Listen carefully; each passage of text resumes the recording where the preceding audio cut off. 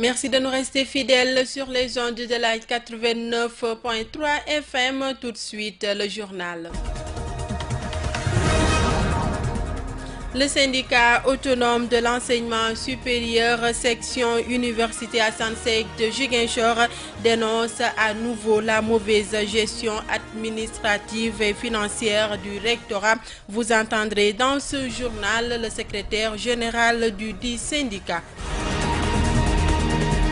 Les acteurs culturels de Bignona sont en atelier de formation sur la collecte et la gestion du patrimoine culturel casamançais.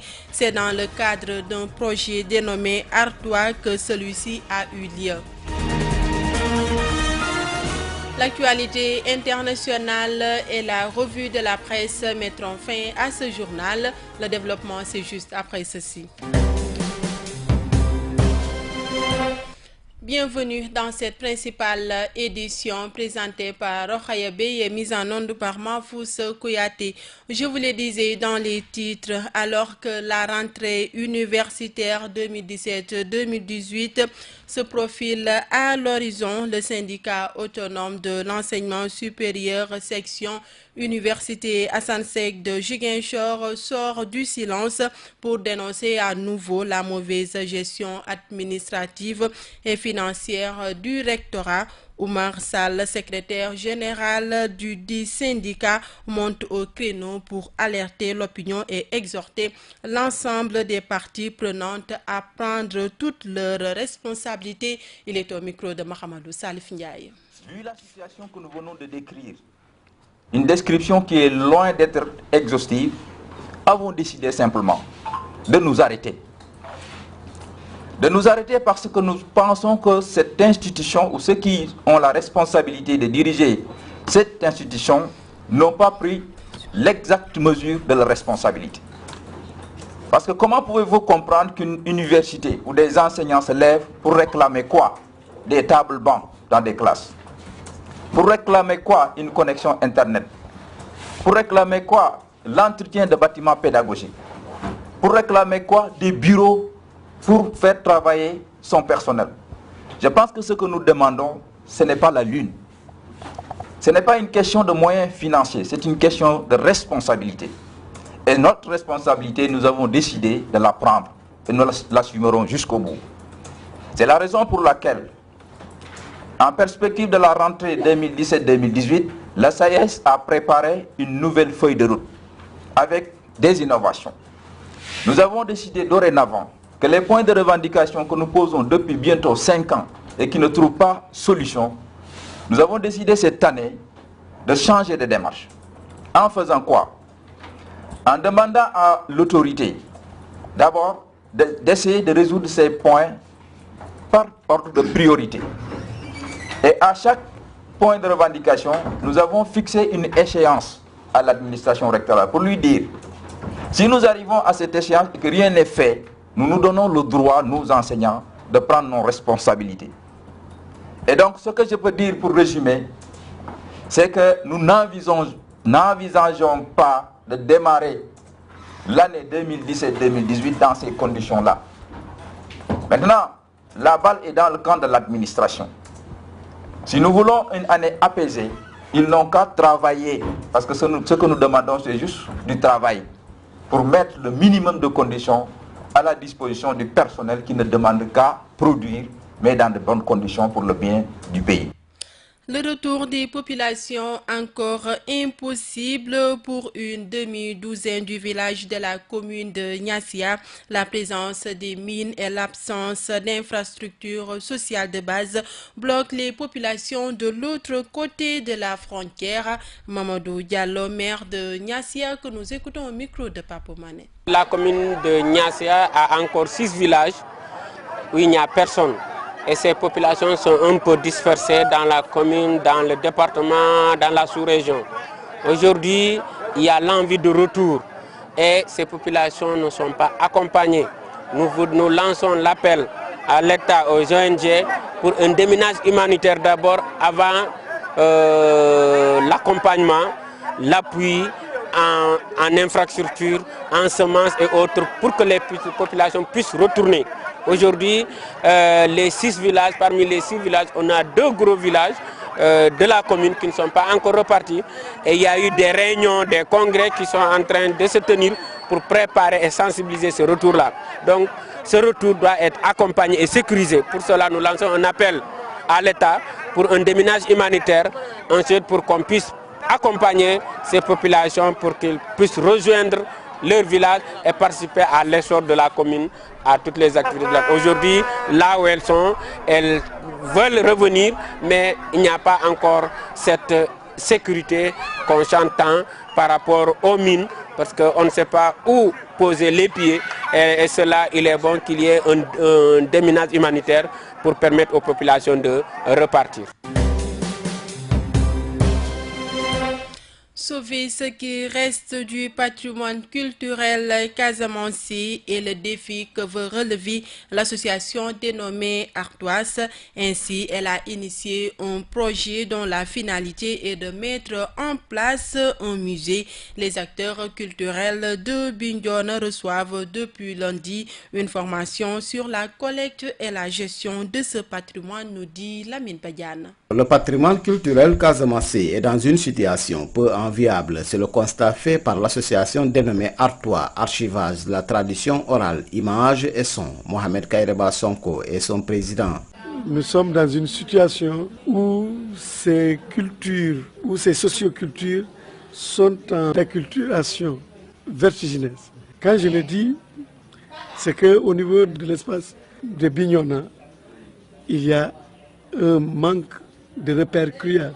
Vous le verrez dans l'éducation, vous le verrez dans l'environnement. Présentées comme telles, des mesures s'imposent pour renverser la tendance et sauver ce qui peut encore l'être. Après les enquêtes sur le terrain, les acteurs culturels de Bignona sont outillés pour faire face et atteindre les objectifs. Oumar Badian de la direction du patrimoine revient ici sur le module de formation. C'est d'abord de développer la notion de patrimoine culturel, c'est les acteurs. Autre chose, c'est aussi d'essayer de les familiariser avec les outils d'inventaire.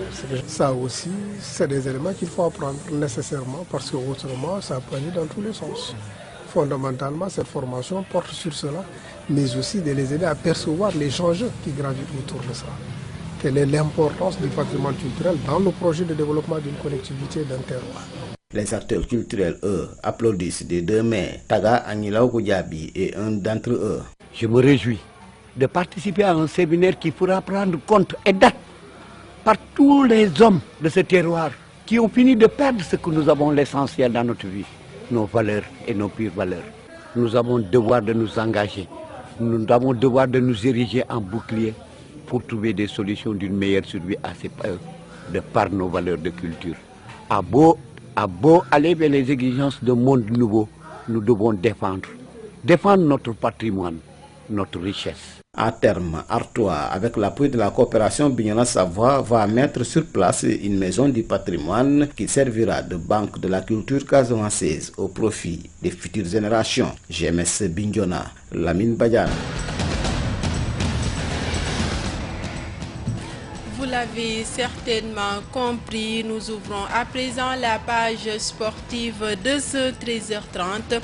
Le sort a bien souri hier à Galan, champion de la zone 9 de l'ODCAV 2 de Ziguinchor, aussi bien en cadet qu'en senior. Cette formation a remporté le trophée sous le regard du maire qui a promis de renforcer les infrastructures dans sa commune pour un meilleur épanouissement de la jeunesse. C'est un reportage de Abdou Cissé. La zone de Niassia a bouclé ce dimanche son championnat navétane avec le sac de Dialan, aussi bien en cadet qu'en senior. Ainsi s'achève un tournoi qui avait pourtant démarré dans une ambiance globale de division, de la satisfaction du président de la zone Bouba Sagna. Un bilan positif, quoi que l'on dise, avec tout ce qui s'est passé cette année dans le cadre des navétanes. Mais chez nous, à Niassia, quand même, comme vous l'avez si bien noté, nous, on n'avait pas ce problème, mais quand même, il y a eu l'union sacrée autour de l'essentiel. Et c'est ça qu'on peut tirer de ce bilan positif. Comme nous, à Niassia, chaque année, on essaie. Cette année, on a essayé avec 2 autres tournois. Donc peut-être que l'année prochaine, on va essayer de voir ce qu'il faut faire pour innover encore. Parce que moi, c'est un challenge pour moi. Ce qui fait que chaque année, j'essaie d'apporter un plus. Parrain de la manifestation sportive, le maire de Niassia s'est à son tour félicité du bon déroulement du championnat dans sa commune. Avant de décliner ses ambitions pour la jeunesse, Mamadou Diallo. Impression de satisfaction, de fierté parce qu'il n'est pas évident qu'une compétition soit démarrée et être terminée dans de bonnes conditions. Aujourd'hui, la zone vient de boucler ses compétitions sportives de long cave, ce qu'on appelle communément les navetans, donc c'est une satisfaction. Aujourd'hui, la commune est divisée en 4 zones. Donc, de ces zones-là, il faut des infrastructures pour la jeunesse. Donc, il faut des foyers socioculturels, il faut des terrains de football pour toutes les 4 zones. Donc, on a commencé par Niassia, ensuite on va suivre pour les 3 autres zones qui composent cette commune de Niassia. Tout est bien donc qui finit bien avec cette finale qui a été un moment de fête et de communion pour la population de Niassia qui ont donné un cachet particulier à l'événement.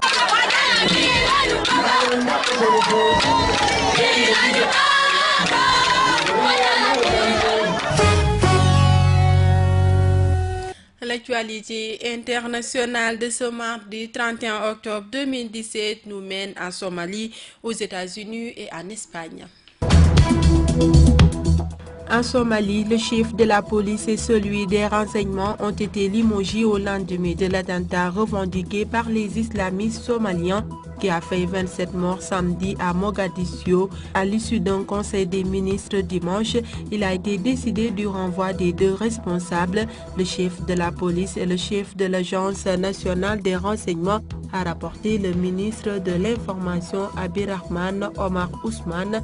Cette décision intervient 2 semaines après l'attentat au camion piégé du 14 octobre dans le centre de Mogadiscio, le plus meurtrier de l'histoire de la Somalie qui avait fait au moins 358 morts et 228 blessés. Aux États-Unis, les masques commencent à tomber dans l'entourage de Donald Trump. 3 membres de l'équipe de campagne du président américain viennent d'être inculpés par la justice dans le cadre de l'enquête sur les ingérences russes dans la campagne présidentielle de 2006. Les mensonges de George Papadopoulos, un des anciens conseillers subalternes. George Papadopoulos est particulièrement dans l'œil du cyclone. Il a reconnu avoir menti aux enquêteurs du FBI sur la date à laquelle il a eu des contacts avec des intermédiaires russes détenant des emails capables de salir l'image d'Hillary Clinton. L'ancien directeur de campagne de Donald Trump, Paul Manafort, et son associé Richard Gates sont accusés de complot contre les États-Unis, de blanchissement ou encore de fausses déclarations. Enfin, en Espagne, poursuivis pour rébellion, ils doivent au plus vite se présenter à un juge sous peine d'être interpellés.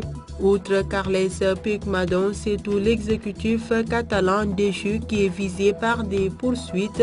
Le procureur général espagnol exige que les dirigeants indépendantistes se présentent au plus vite devant un juge d'instruction pour être inculpés de rébellion, sédition et malversation.